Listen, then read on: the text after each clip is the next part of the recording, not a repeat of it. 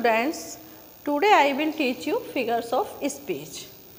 Figures of speech को हम हिंदी में अलंकार कहते हैं और ये पोइट्री में पूछे जाते हैं और अक्सर कर ये कॉम्पिटिशन्स में भी पूछे जाते हैं। तो ये थोड़ा हमारा अलग हटके है, लिटरेचर का पोर्शन है। फिगर ऑफ स्पीच है क्या? फिगर ऑफ स्पीच की जो डेफिनेशन है, figure of speech is an expression which is uncommon from common mode of speech. एक तरह से ये कॉमन जो चीज़ होती है उसको अनकॉमन टाइप से हम व्यक्त करते हैं। द एम ऑफ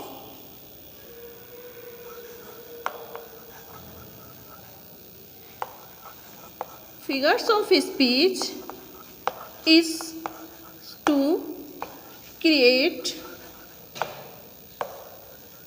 beauty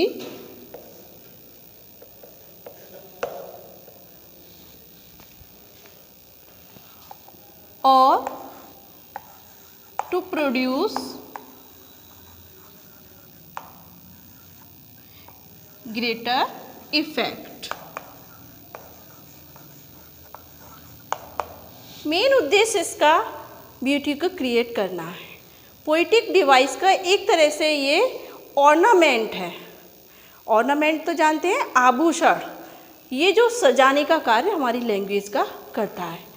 तो जितना हम लैंग्वेज को जितना हम सजाएंगे, सजाकर बोलेंगे, सामने वाले का ऊपर जितना इफ़ेक्ट है वो उतना ही ज़्यादा पड़ता है। तो देखते हैं फिगर ऑफ स्पीच किस तरह की होती है। मैं एग्जाम्पल से समझाती हूँ। He runs fast. ये जो है कॉमन है, कॉमन जो टेंस है कॉमन सा है कि वह तेज़ी से दौड़ता है। और हम इसे ये भी बोल देते हैं, he runs like a horse. वह घोड़े की तरह दौड़ता है। He is horse in running. तो देखिए ये जो हमारा जो मैंने पहली डेफिनेशन बताई थी, which is uncommon from common mode of speech. Common से थोड़ा सा हम अलग हटके इसके लिए हम ले जाते हैं, लेकिन हमारा भाव वही रहता है। He runs like a horse. वह घोड़े की तरह दौड़ता है, मीन्स तेज़ी से दौड़ता है। He is horse in running. वह दौड़ने में घोड़ा है। तो थोड़ा सा हमने उस चीज़ को थोड़ा सजाया है, मीन्स लैंग्वेज को हमने थोड़ा इफ़ेक्टिव बनाया है, इसलिए इस तरह से ये यूज़ किया गया है। तो ये समझ में आ रहा होगा कि किस तरह से फिगर ऑफ स्पीच होती है। फिगर ऑफ स्पीच वैसे तो बहुत ज़्यादा हैं, और लेकिन जो आपके सिलेबस में है, जो इंटरमीडिएट का और फर्स्ट ईयर का जो सिलेबस है, उसमें 7 फिगर ऑफ स्पीच हैं। कौन कौन सी हैं वो है सिमली, मेटाफर,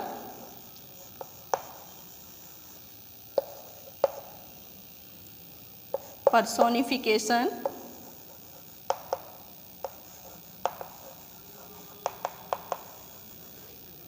फोर्थ है एपस्ट्रॉफी,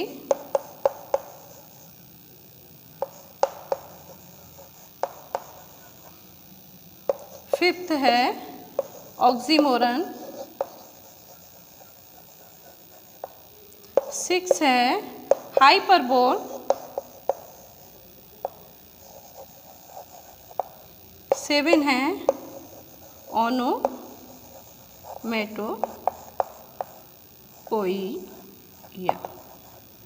इस तरह से ये 7 फिगर्स ऑफ स्पीच हैं आपके सिलेबस में। तो मैं एक एक करके आपके लिए समझाऊंगी, उसकी डेफिनेशन और उसके एग्जाम्पल के through.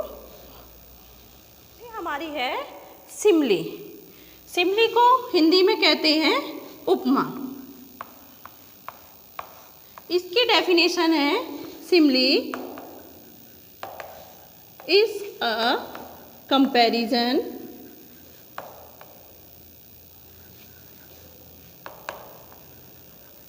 between two kinds of different objects which comes out at least one point in common. The words of comparison, अभी मैं समझाऊंगी आपके लिए. The words of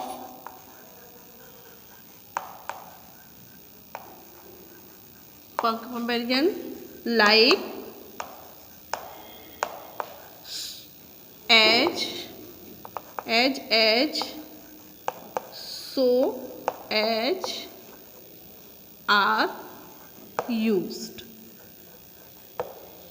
देखिए, Simli is a comparison. Simli क्या है? कंपैरिजन है. कंपैरिजन कहती है तुलना. Between two kinds of different objects, दो प्रकार के दोनों ही ऑब्जेक्ट्स जो होंगे, मीन्स वस्तुएं होंगी, वो दोनों ही डिफरेंट होंगी, अलग होंगी, लेकिन उनका जो भाव है, जो तुलनात्मक भाव है, वो एक ही होगा. इसमें जो तुलना करने के जो शब्द होते हैं, like, as, so, as are used, उनका प्रयोग किया जाता है. जैसे मैं एक एग्जाम्पल बताती हूँ, तब मैं समझाऊंगी. जैसे life is like a dream,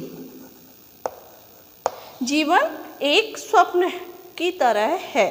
अब देखिए, जीवन और ड्रीम ये दोनों ही डिफरेंट ऑब्जेक्ट्स हैं. डिफरेंट हैं, कहाँ लाइफ और कहाँ ड्रीम, लेकिन जो इनका भाव है वो क्या है? ट्रांसिटरी, मीन्स टेम्परेरी.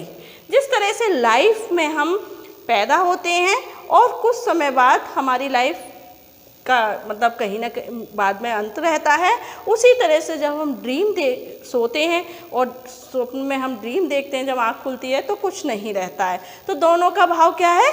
टेम्परेरी. तो पता अच्छे से चल रहा होगा कि जो दो ऑब्जेक्ट से जो तुलना की गई है और एक ही पॉइंट पर आकर यहाँ पर लगते हैं. नेक्स्ट है दूसरा, metaphor.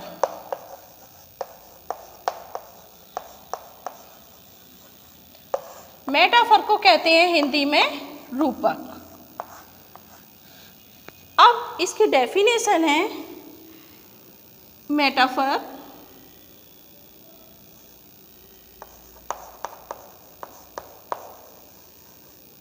is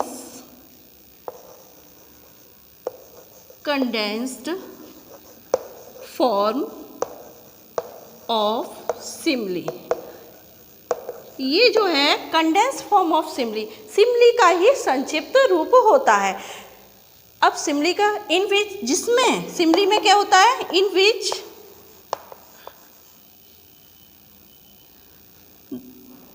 to different objects are shown, but the word of comparison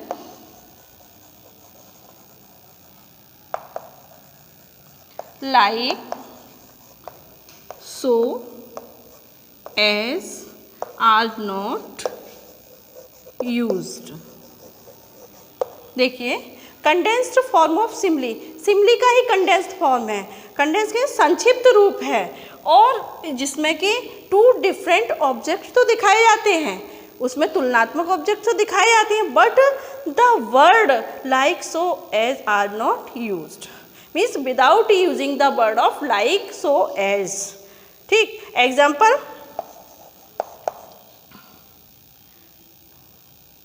the camel is the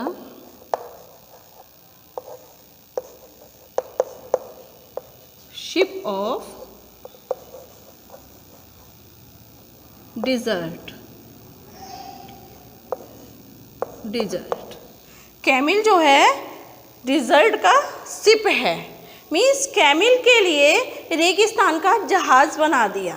means इसका जो हम पढ़ेंगे तो वैसे अर्थ निकलेगा कि जो ऊँट है रेगिस्तान का जहाज़ है, मीन्स जहाज़ की तरह है, उसको रूप दे दिया गया जहाज़ का। इस तरह से इसका भी हम कह सकते हैं लाइफ इज़ अ ड्रीम, जीवन स्वप्न है, मीन्स जीवन स्वप्न की तरह है। तो ये दोनों आपके लिए पूरी तरह से क्लियर हुए होंगे। अब मैं नेक्स्ट बताती हूँ, हमारा पर्सोनिफिकेशन। पर्सोनिफिकेशन को हिंदी में कहते हैं मानवीयकरण।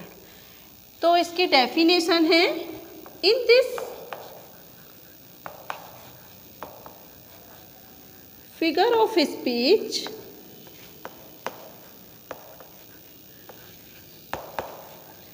lifeless things and abstract ideas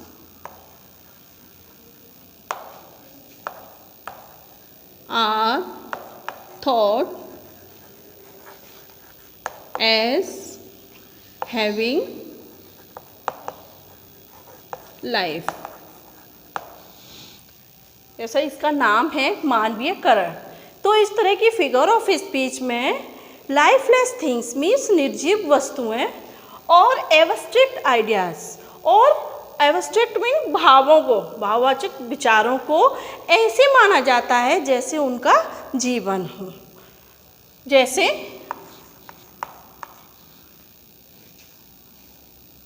A lie has no legs. A lie has no legs. झूठ के पैर नहीं होते हैं। अब देखिए, जो पैर किसके होते हैं? सजीव वस्तुओं के होते हैं। तो यहाँ पर लाई जो है, इसका एब्स्ट्रैक्ट आइडियाज जो है, ठीक, उसको ऐसा माना है कि जैसे कोई एक पर्सन हो। उसी तरह से एन अपॉर्चुनिटी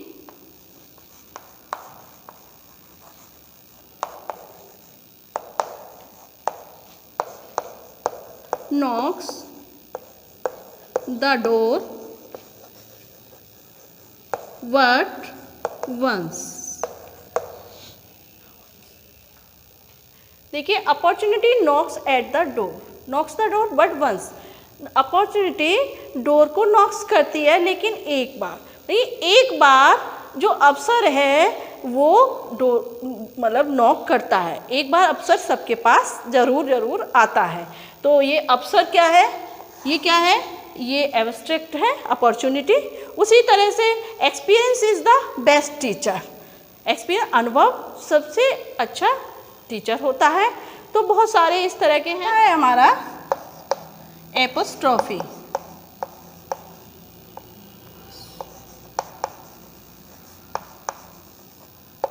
जिसको हिंदी में कहते हैं संबोधन। एन एपोस्ट्रॉफी, इसकी डेफिनेशन है, एन एपोस्ट्रॉफी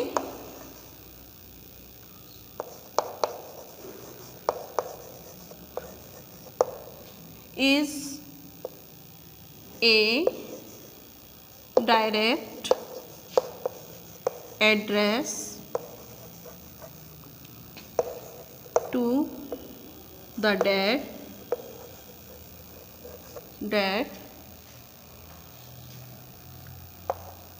the absent,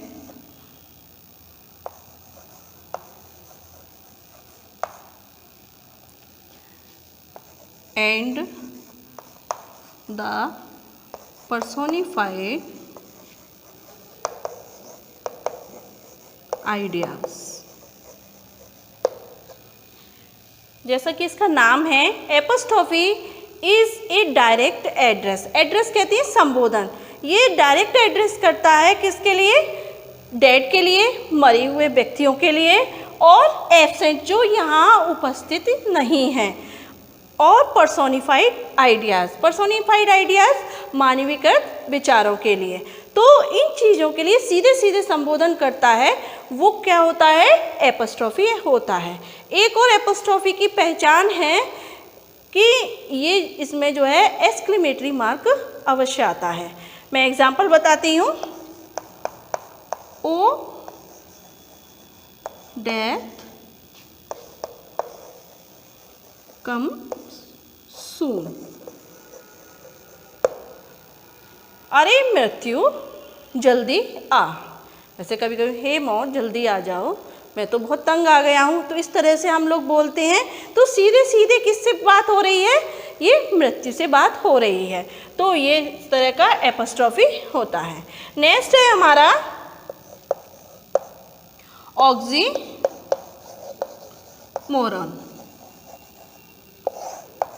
इसे कहते हैं हिंदी में विरोधाभास।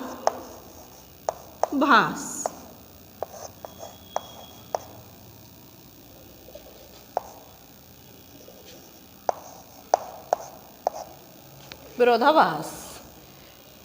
अब ये जो विरोधाभास है, इसकी जो डेफिनेशन है, इसमें in this figure of speech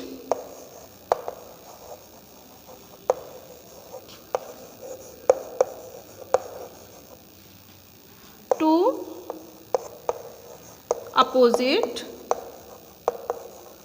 qualities are shown in the same thing। देखिए इसमें क्या है कि टू अपोजिट क्वालिटीज मीन्स दो विरोधी जो विशेषताएं हैं वो एक ही वस्तु में दिखाई देती हैं, एक ही सेंटेंस में आएंगी। जैसे एग्जाम्पल है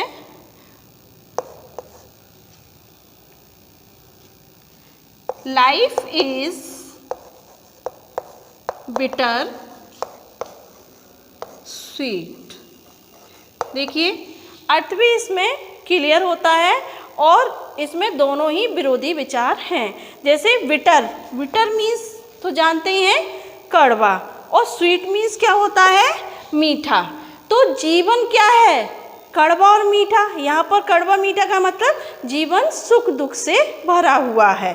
तो सुख और दुख दोनों ही आए हैं, एक ही सेंटेंस में आए हुए हैं। तो ये कौन सा होगा? ये होगा विरोधाभास मीन्स ऑक्सीमोरन। तो आपके लिए क्लियर हो रहा होगा कि किस तरह से होता है। अब मैं नेक्स्ट बताती हूँ। नेक्स्ट है हमारा 6 हाइपरबोल। इसे कहते हैं अतिशयोक्ति हिंदी में।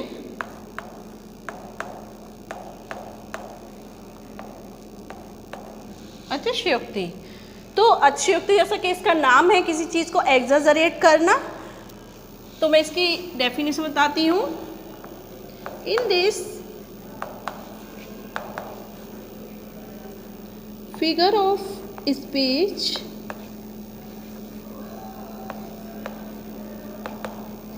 Things are shown better or worse, greater or less than they really are। इसमें क्या है? इस तरह की फिगर ऑफ स्पीच में जो थिंग्स हैं, वस्तुएं हैं, उनको ऐसे दिखाया जाता है या तो उनके लिए बहुत अच्छा कर दिया जाता है या फिर बिल्कुल बेकार कर दिया जाता है, या तो उनके लिए बहुत ज़्यादा बढ़ाकर बोला जाता है या बिल्कुल बेकार कर दिया जाता है। देन दे रियली आर, जो वो वास्तविकता में होती हैं। मतलब उनकी जो वास्तविक स्थिति होती है उससे बिल्कुल सेम बराबर नहीं रखा जाता, या तो बहुत बढ़ा दिया जाता है या वो कम कर दिया जाता है। एक मैं एग्जांपल बताती हूँ। She wept oceans of tears।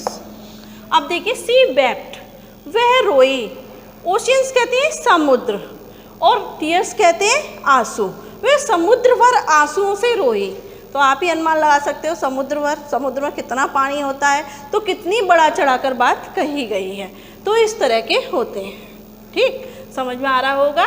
जैसे आई शॉ, और भी है, I saw 10,000 elephants at a glance, एक ही निगाह में मैंने 10,000 हाथियों को देख लिया। तो ये क्या है, हाइपरबोली है, एग्जेजरेट किया गया है। नेक्स्ट है हमारा 7 एंड लास्ट जो हमारे सिलेबस में है वो है ओनोमैटोपोइया।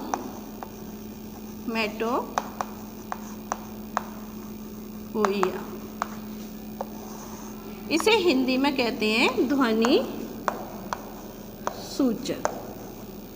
इसका भी नाम से ही क्लियर हो रहा है कि ध्वनि सूचक होता है। इन this figure of speech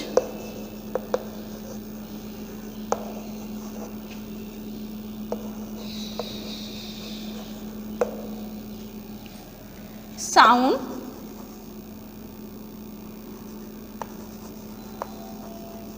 suggests the meaning or sense। इसमें क्या है, साउंड जो है, जो ध्वनि होती है, उसके आधार पर हम सेंस और मीनिंग निकालते हैं। जैसे